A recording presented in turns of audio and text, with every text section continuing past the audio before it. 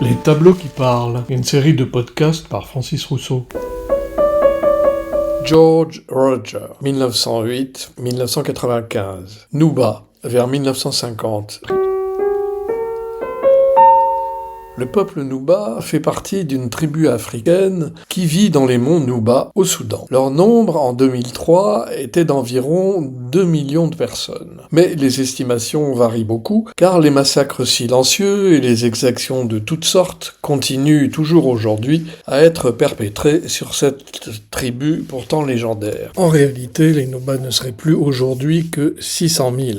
Chaque fois qu'il y a des tensions entre les peuples, elles cherchent à se justifier par des arguments qui échappent à la réflexion. Claude Lévi-Strauss. Et il n'y en a pas qui semblent plus tentants et plus aisément disponibles que ceux qui pourraient se fonder sur des différences héréditaires. Au début des années 1990, lorsque la seconde guerre civile soudanaise s'étend au mont Nuba, la population subit une islamisation forcée, avec notamment l'imposition de la charia, islamisation qu'elle refuse. Le gouvernement d'Omar el-Béchir utilise alors les populations arabes de la zone comme supplétifs contre les Nuba, reconduisant ainsi une histoire génocidaire très ancienne qui remonte aux origines de la traite négrière orientale, amplifiée précisément au moment de l'apparition de l'islam dans le monde arabe au 7e siècle. Stupide. Et puis je t'avais dit de m'en acheter une bien grasse. Elle est peut-être pas bien grasse, mais elle est quand même bien belle, hein. Combien tu as payé ça? Oh, 150 piastres. quoi? Le prix d'un chameau? Regardez. La traite orientale négrière est beaucoup moins connue encore aujourd'hui que l'occidentale, bien qu'elle fût tout aussi importante, sinon plus. Pour certains, le manque de recensement en Afrique, au Moyen-Âge, en serait responsable, et surtout la susceptibilité, bien contemporaine celle-là, de certains États musulmans, pour les représentants desquels le simple fait d'évoquer le passé négrier de leur pays revient à vouloir banaliser ou minimiser la traite transatlantique aux archives très fournies. En matière de honte esclavagiste, l'Orient et l'Occident continuent donc de se renvoyer encore aujourd'hui la balle aimablement. Inch'Allah, Ali Baba, Ali, Ali, Ali, Ali, ba, ba, ba, ba, ba, ba. Concernant la concomitance de l'accélération de la traite négrière orientale et de l'apparition de l'islam, il faut savoir et comprendre que dans l'islam, l'esclavage est, je cite, une institution inscrite dans l'ordre du monde et des réalités humaines telle que voulue et créée par Dieu. Le prophète Mahomet lui-même a eu plusieurs esclaves et le Coran légitime parfaitement cette pratique, par exemple dans les versets 5-6 de la sourate 23 ou encore dans le verset 24 de la sourate 4, qui autorise explicitement le fait d'avoir des relations sexuelles avec ses esclaves, même si elles, ou ils d'ailleurs, sont mariés. Allez! Vite! Allez! Allez! Allez! Allez! Vite! Braque pas ailleurs! Chassez-moi ces animaux! Allez! Dépêchez-vous!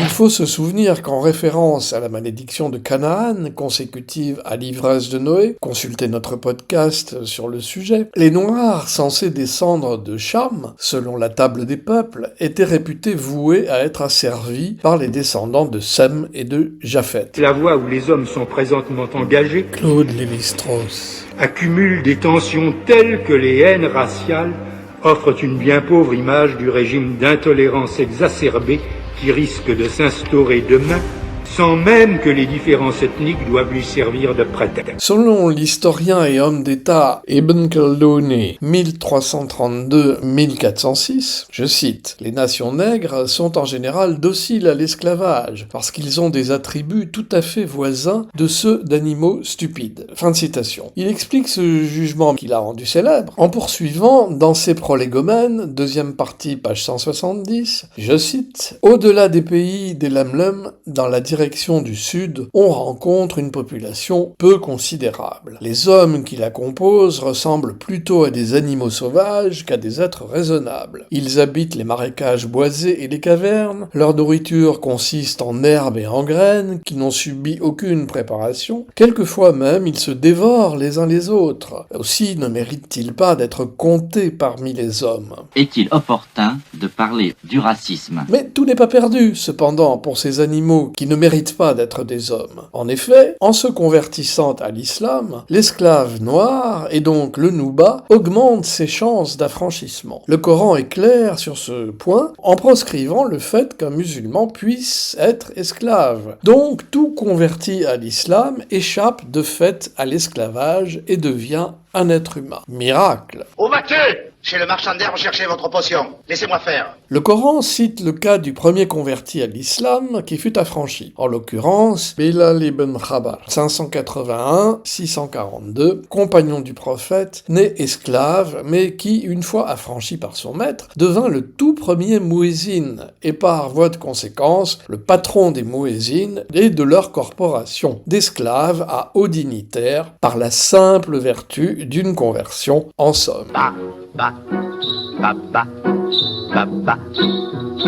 Mais cette constante sortie de l'esclavage par les affranchissements dès le début de l'islam eut un effet pervers, celui de nécessiter un approvisionnement régulier en nouveaux esclaves. Pour ce faire, chacun des grands pôles du monde musulman développa une véritable économie de l'esclavage, avec ses propres filières d'approvisionnement comme de véritables piliers du monde islamique. L'Afrique de l'Est et ses tribus nilotiques, comme les Nouba, en deviennent donc les réservoirs privilégiés, ce qui n'était pas nouveau pour eux puisqu'ils le furent déjà sous les pharaons de l'Égypte antique. Ça s'est bien passé au champ, la journée était bonne, oui, c'est bien. Pardon. Lorsque George Roger photographie les Nouba, il sort à peine de l'expérience traumatisante qu'il a subie en photographiant le camp de concentration de Bergen-Belsen en 1945, en tant que reporter de guerre pour l'armée britannique. Les amoncellements de corps décharnés le marquent pour le reste de sa vie. Il les publie dans les magazines Life et Time et devient l'un des fondateurs puis le directeur de la célèbre agence Magnum. C'est pour fuir ces images obsédantes qu'il décide d'un long voyage en Afrique et au Moyen-Orient dans le but de documenter ces peuples et ces régions. Et c'est ainsi qu'il fut le premier à révéler au monde les tribus Nouba.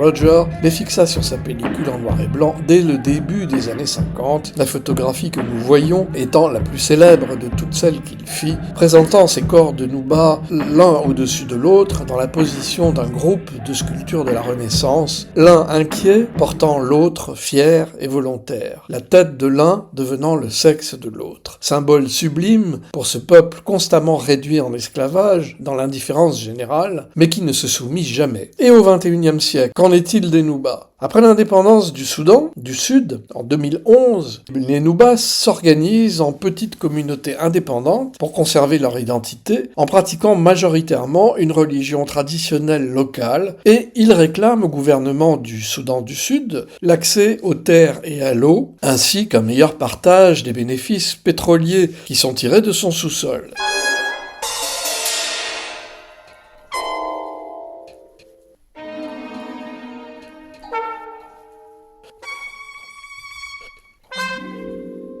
Le gouvernement de Khartoum répond à ce qu'il considère comme une rébellion insupportable par une violente répression.